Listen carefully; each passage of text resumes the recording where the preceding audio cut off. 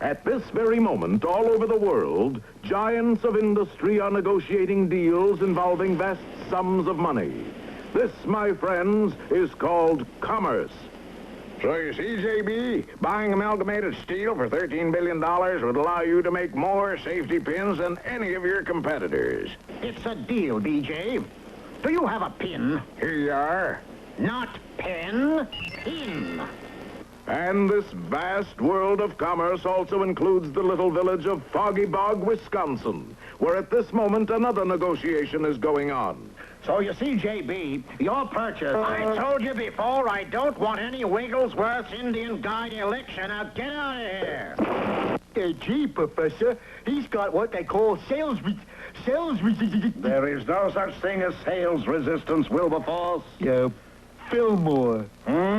I keep telling you, my name is Fillmore Bear. Of course it is. Now, where was I? There's no such thing as... Sales resistance, right, Egbert? If there's something to sell, there's someone to buy it. Remember when I had to unload those 40,000 refrigerators? Yeah, Professor. Well, there's not an Eskimo in the Arctic whose igloo isn't equipped with the Wigglesworth Wonderlust. Yeah.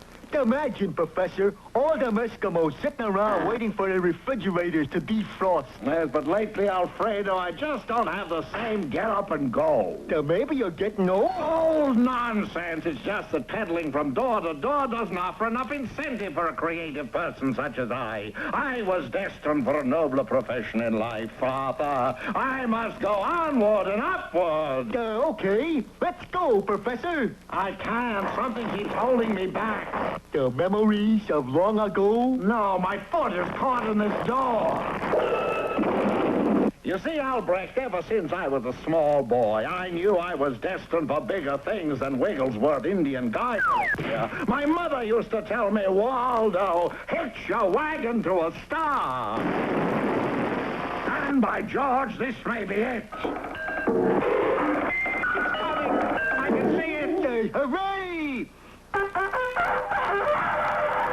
Did you have to do that? Now I've lost it. Jay, I'm sorry, Professor. Was it as big as a bread box? Wait! Coming back again. Is it a bird? Is it a plane? Is it... Will you stop already? This is probably the most magnificent idea I've had in my entire life. Now, where can I find her? Find who, Professor? I'm not going to tell you, Wenceslas. You'll just blow that stupid bugle again. No, please, Professor. I promise I won't blow it again. All right. Do you remember Baby Jane McConkey? Yeah, the famous child movie star? Oh, I've seen all her pictures. Say, whatever happened to... Well, Wensenham, the world is ready for another Baby Jane McConkey, and I, Waldo Wigglesworth, am going to discover her. Yeah, gee, Professor, that's real exciting. Blow that bugle again. Professor, where are you going to find a little girl who can be a movie star? Well, that's a good question. In a town like Foggy Bog with a population of 617 senior citizens, where in the world am I going to find my Baby Jane? Hi, fellas. Long time no see. Osmond, there she is! She? Oh, come on, Waldo. Hoppity! Have you ever considered having the world at your feet? Fame, fortune, your own swimming pool? But, Professor, I have everything I could ever want right here in Foggy Bog, Wisconsin. Did you say swimming pool? Yes, Hoppity, and much more. Candlelight dinners, Afghan hounds, Hoppity Hooper, I am going to make you a star. Heated swimming pool? Yes, my boy, 87 degrees Fahrenheit. You can grow orchids in it. Is there any way in the world that Professor Waldo Wigglesworth can make Hoppity Hooper into a little girl movie star? Be sure to watch the next one of these things. Whatever happened to Baby Hooper?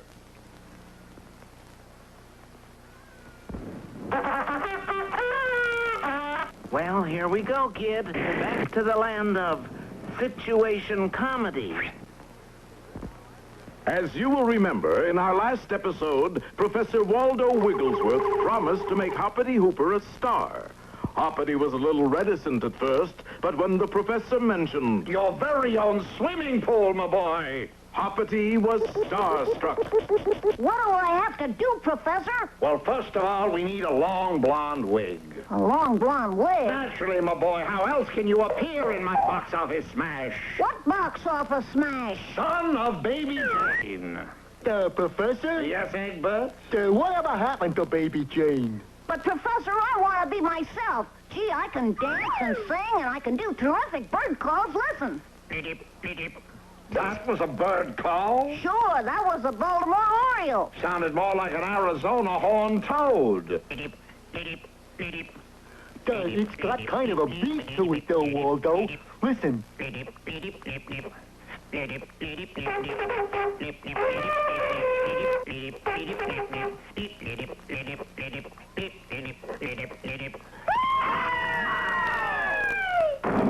Hoppity, that's it. It's a new sound. Here, put on that wig. You are now my singing sensation, Baby Hooper.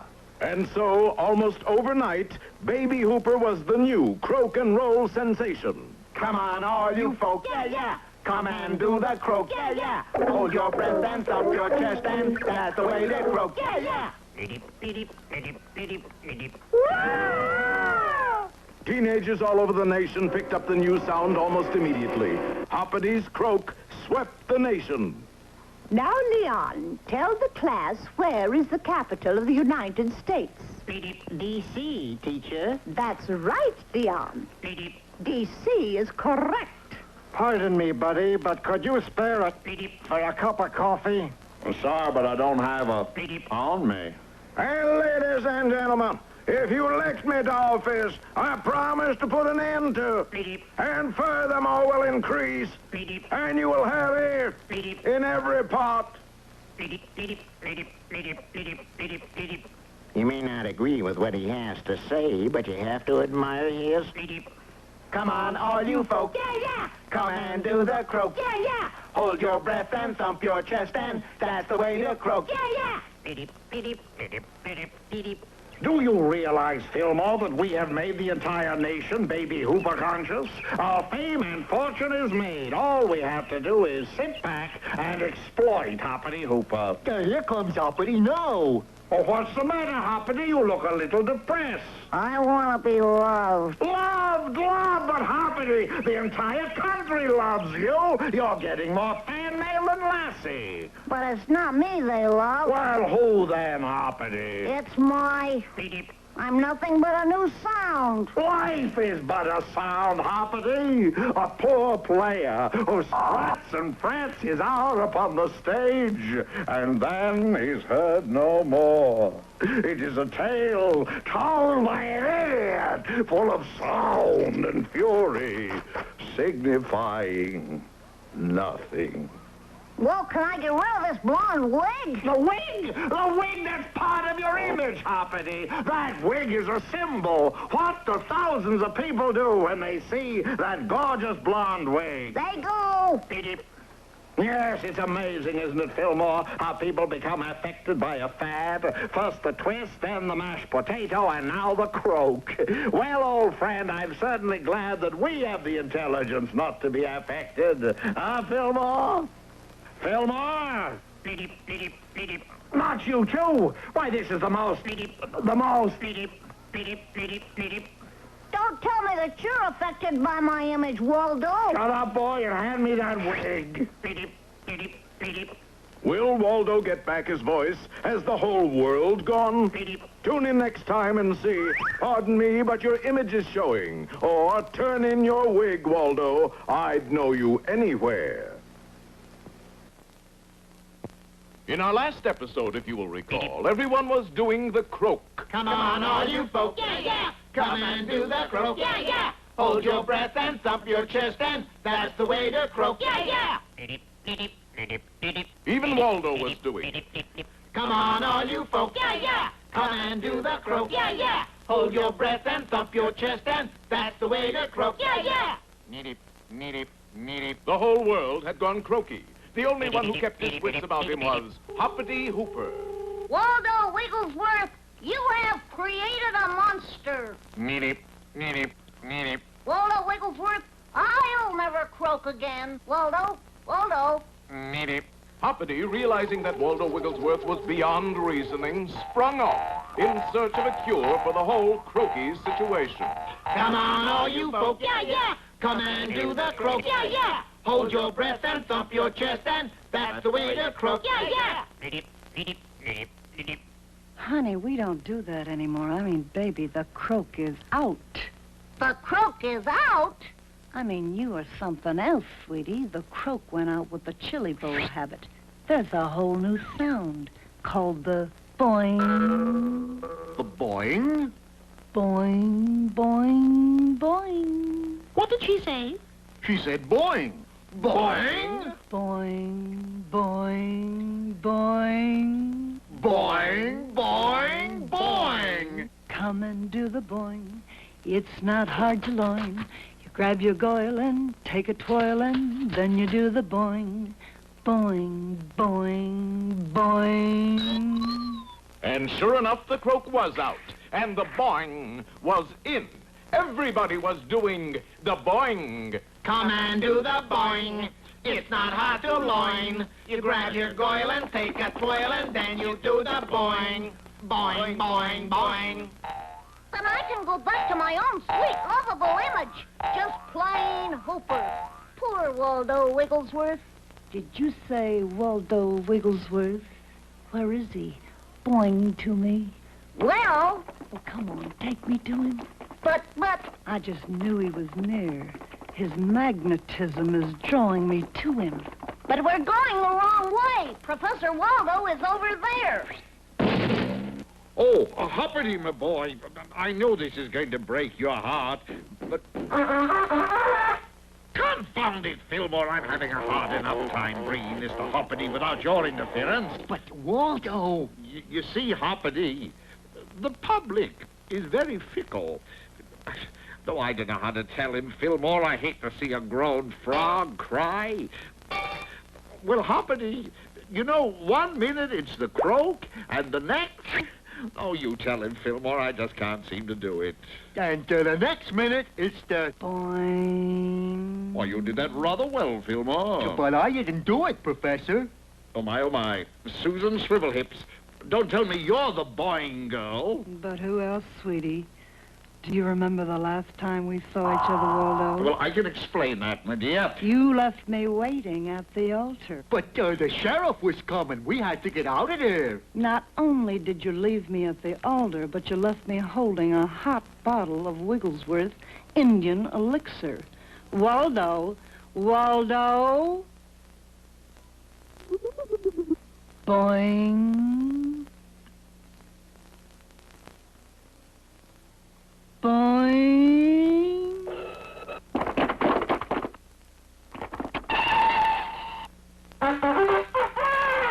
Why in heaven's name did you have to blow that confounded bugle? Because you were standing on my foot. Will Waldo free himself from Susan Swivelhips, the boing girl? Will Waldo get off Fillmore's foot? Will Hoppity become just another teenage croak? You'll see all this and more in our next episode, Laugh and the World Laughs with You, Croak and You Croak Alone. Or, a boing in the hand is worth two in the bush. In our last episode, Waldo Wigglesworth ran into an old girlfriend, Susan Swivelhips, who he had left waiting at the altar with a hot bottle of Wigglesworth's Indian elixir. She had now become famous as the Boing. Girl.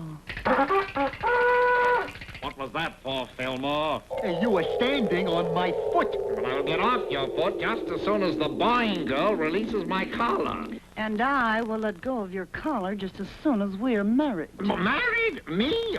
I'm not the type. I'm more of a wolf, you might say. A foxy wolf. But, Waldo, don't you want someone waiting for you when you get home in the evenings? Well, I've already got Dinsmore here. Someone to set you in your easy chair?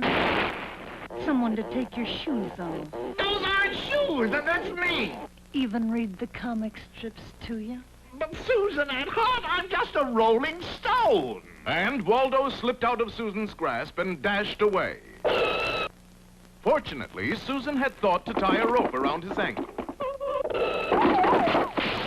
He's right, Susan. He's a rolling stone. Finally, the boing girl made Waldo promise to meet her at the chapel in 2 hours. How time flies. Hey, we're all packed, Professor. Packed? Yeah, to catch the eastbound freight out of town. No, Fillmore, I'm tired of running, tired of being hunted like an animal. Then you're gonna marry up with Susan Swivelhip? No, I'm going to think my way out of this predicament. Gracious! Goodness gracious, Professor. Whatever did happen with your head there? I don't quite know, Fillmore. I think I've blown a fuse. AC or DC? I shall try again. No, Fillmore, it's no use. My brain is dead. Like a battery, it needs recharging. Don't worry, Professor. I'll have your head recharged in a minute. Turn it off, Fillmore!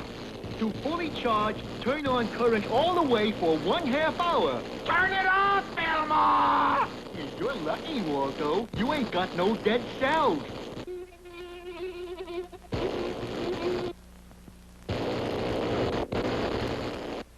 Gee, Professor, it's good to see you back to your old self again. Beep, beep. Turn it off, Fillmore! Beep, beep, beep, beep. Oh, there you are, Waldo. Come on, we'll be late. We can't keep the preacher waiting. Beep, beep. Say, you really must be nervous. You look positively blue. Red. Yellow and green. Turn it off, Fillmore! I heard the happy news, Waldo, and I want to be the first to congratulate. Turn it off, Fillmore! Hold on there. The Professor! He's himself again! Susan Swivelhips, Hoppity Hooper, do you know what you've got? A gold mine? A veritable gold mine? Hoppity, what do you do? I croak. And you, Susan, what do you do? I boing. And that's it! A croak and boing-a-nanny. A croak and a boing-a-nanny. A croak and a boing, a nanny. Certainly, you've heard of a hoot nanny. Well, look what they've accomplished with just a hoot. We've got a croak and a boing. So Professor Waldo Wigglesworth, Croak and Boingananny became an overnight sensation in every college in the country. Hush your croak, little darling. Hush your boing, oh my dear. Hush your croak, boing, little darling, 'cause your daddy is here. Didn't I tell you I was a star maker? Yeah, Professor. You sure did. Turn it off, Fillmore!